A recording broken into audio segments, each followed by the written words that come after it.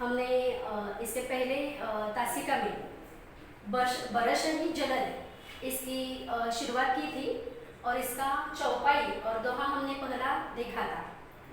तो आगे हम जो गोस्वामी तुलसीदास इनकी दूसरी चौपाई और दोहा देखने वाले हैं। तो दूसरी चौपाई में इन्होंने परोपकारी मनुष्य के बारे में बताया है और दूसरे दोहे में कुपुत्र के बारे में इन्होंने बताया है। हम चौपाई का मुक्त पठन करेंगे पहले। दादुर धुनी चहु दिशा सुहाई, वेद पढ़ही जनु बटू समुदायी, नव पल्लव भये बिटप अनेका, साधक मन जस मिले विवेका, अर्क जमास पात बिनु भवाई भौई, जस सुराज खल उद्यम गयऊ, खोजत कथहु मिलई नहीं दूरी, करई क्रोध जिनी धर्महि दूरी, ससी संपन्न सोह मही कैसी, उपकारी के संपत्ति जैसी, निशितम घन खद्योत विराजा, जनु दंभिंद कर मिला समाजा, कृषि निरावही चतुर किसाना, जिनी बुध तजही मोह मद माना, देखियत चक्रबाक खगनाही, कही कलिही पाई जिनी धर्म पराही, विविध जंतु संकुल मही भ्राजा, प्रजा बाण जिनी पाई सुराजा, जहाँ तहाँ रहे पथिक थकी नाना, जिनी इंद्रिय गण उपजे ज्ञान। इस चौपाई का हमने मुक्त पठन किया है और आगे हम एक एक स्टांजा इसका जो अर्थ है यह हम देख के आगे देखेंगे। दादुर धुनी, दादुर का मतलब है मेंढक। दादुर धुनी चहु दिशा सुहाई, चहु दिशा का मतलब है चारों दिशाओं में, चहु दिशा सुहाई, सुहाई का मतलब है सुहावनी। वेद, वेद का मतलब है वेद, जो हम ग्रंथ में कहते हैं वेद। पढ़ही जनु बटू समुदायी, नवपल्लव, नवपल्लव पेड़ पे जो नए पत्ते आते हैं वह, पल्लव का मतलब है पत्ते। नवपल्लव वय विटप अनेका, साधक मन जस मिले विवेका, विवेका का मतलब है विवेक। तो इस द्वारा उन्होंने कहा है दादुर धुनी चहु दिशा, वर्षा ऋतु में चारों दिशाओं में क्या होता है, मेंढकों की ध्वनि ऐसी सुहावनी लगती है जैसे विद्यार्थी समूह में क्या कर रहे हैं, वेद का पठन कर रहे हैं।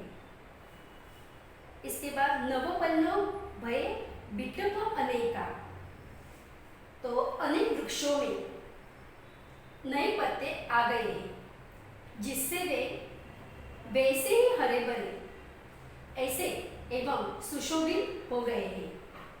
तो किस प्रकार सुशोभित लगता है, जैसे साधक का मन ज्ञान प्राप्त होने पर हो जाता है, उसी प्रकार यह भी जो नए पत्ते धारण करने वाला पेड़ भी ऐसे ही सुशोभित लगता है। आगे उन्होंने बताया है अर्क जवास पात बिनु भयऊ, जस सुराज खल उद्यम गयऊ, खोजत कतहु मिलई नहीं धुरी, करई क्रोध जिमी धर्म ही दुई। कतहु का मतलब है कहीं, तो इसके द्वारा उन्होंने कहा है अर्क जवास, अर्क जवास। इस तरह ये जो पेड़ है, ये पेड़ बिना पत्ते के हो गए हैं, तो ये पेड़ कैसे लगते हैं, तो सुराज्य में जैसे दृष्टों का स्थान नहीं होता है, जैसे वर्षा के कारण क्या होता है, वर्षा के पानी से पूरी धूल मिट जाती है, हमें देखने के लिए अस्तित्व में दूर नहीं पड़ती खोजने पर भी। तो जैसे उसी प्रकार क्रोध साधक का क्या होता है? विवेक। हर उसे धर्म से दूर कर देता है। जिस प्रकार वर्षा ऋतु अपने पानी से जमीन पर जो मिट्टी होती है, दूर होती है, वह क्या करते हैं? खोजने पर भी हमें दिखाई नहीं पड़ती है, साफ कर देता है वर्षा ऋतु। तो उसी प्रकार क्रोध ये साधक का विवेक हर उसे धर्म से क्या करता है? पूरी तरह दूर करा देता है। आगे हम देखेंगे, शशि संपन्न सोहमही कैसी, उपकारी के संपत्ति जैसी, निशितम घन खद्योत विराजा, जनु दमिन कर मिला समाजा। तो इन्होंने इसके द्वारा बताया है कि खेत खलिहान, शशि संपन्न खेत खलिहान, फल फूल चंद्रमा आदि प्राकृतिक संसाधनों से पृथ्वी ऐसे सुशोभित हो रही है जैसे कि उपकारी पुरुष की संपत्ति सुशोभित होती है। तो उपकारी पुरुष क्या करता है? अपनी संपत्ति वह प्रवृत्ति के अनुसार वह गरीबों पर खर्च कर देता है। तो उसी प्रकार यह वातावरण में भी क्या हुआ है? बदला हुआ है।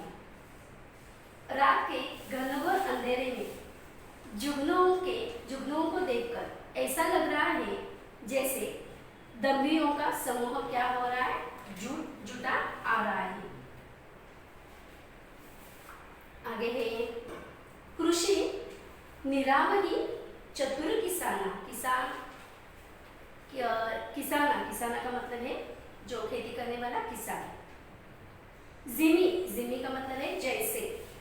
जिमी बुध तजही मोह मदमाना, देखी अत चक्रवाक खग नाही। खग का मतलब है पक्षी, पंछी।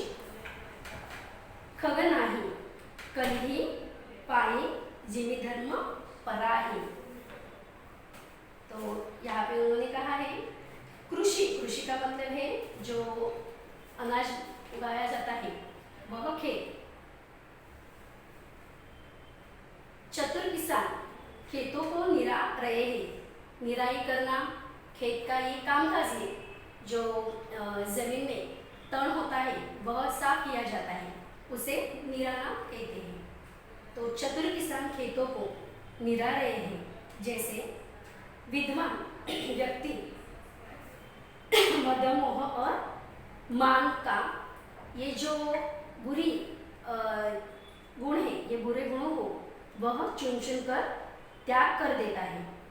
और उसी प्रकार चक्रवाक पक्षी इस वर्षा ऋतु में उसी तरह नहीं दिखाई दे रहे हैं जिस तरह अभी कलियुग आने के कारण क्या हुआ है? धर्म भाग गया है, धर्म भाग जाता है। धर्म भाग जाने का मतलब क्या है? यहाँ पे धर्म के जो रीति रिवाज है, जो परंपराएं हैं, उनका अच्छे से पालन नहीं किया जाता। तो इसलिए इन्होंने तुलसीदास इन्होंने कहा है कि धर्म क्या हो रहा है? कलयुग के कारण भागा जा रहा है। आगे है विविध जंतु संकुल मणि राजा। राजा का मतलब है शोभायमान होना। राजा प्रजा बाढ़ जिमी पाई सुराजा, जह तह रहे पथिक थकी नाना, जिमी इंद्रिय गण उपजे ज्ञाना। तो यहाँ पे विविध जंतु संकुल, पृथ्वी के अनेक प्रकार के जो जीव जंतु है, ये जीवों से उसी तरह क्या होता है? पृथ्वी सुशोभित होती है, अच्छी लगती है।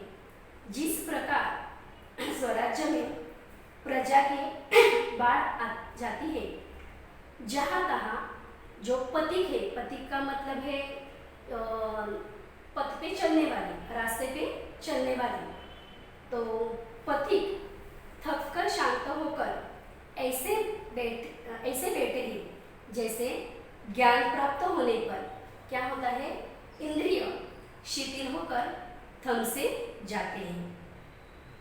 तो इस प्रकार यहाँ पे उन्होंने निसर्ग, जो आसपास का जो नैसर्गिक वातावरण है, इससे अन्य जीवों का अन्य जीवों की तुलना की है। आगे है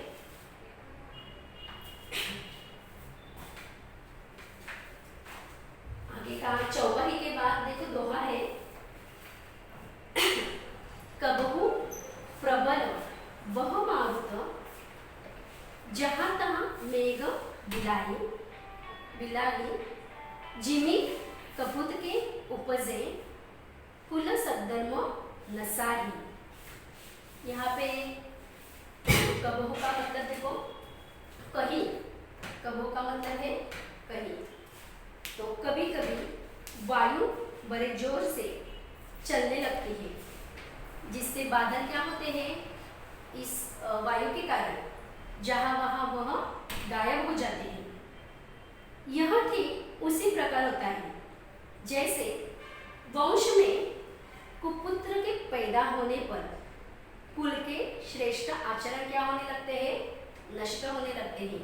कुपुत्र होने के कारण क्या होता है, उसके जो व्यवहार है वह बुरे होते हैं, और इसके बुरे व्यवहार के कारण पूरे श्रेष्ठ आचरण, कुल के जो अच्छे अच्छे आचरण होते हैं वह नष्ट होने लगते हैं। कबहू दिवस मह निबिड़ तम कबहू का प्रकट पतंग बिनसई उपजई ज्ञान जिनी पाई कुसंग सुसंग। कुसंग बुरी आदतें, बुरी संगत, और सुसंग, सुसंग का मतलब है अच्छी संगत।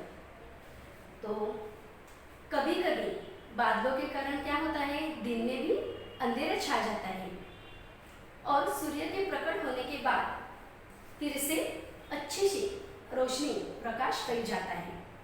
तो इसी प्रकार यह परिवर्तन आगे भी होता है। जिस प्रकार कुसंगति के कारण क्या होता है, जो अच्छा ज्ञान है वह नष्ट हो जाता है, और सुसंगति के कारण ज्ञान वापस उत्पन्न, अच्छा ज्ञान उत्पन्न हो जाता है। तो इस प्रकार यहाँ पे गोस्वामी तुलसीदास इन्होंने अच्छी संगत और बुरी संगत का कैसे हम पे असर होता है, यह दोहे के माध्यम से बताने की कोशिश की है। तो ये जो कठिन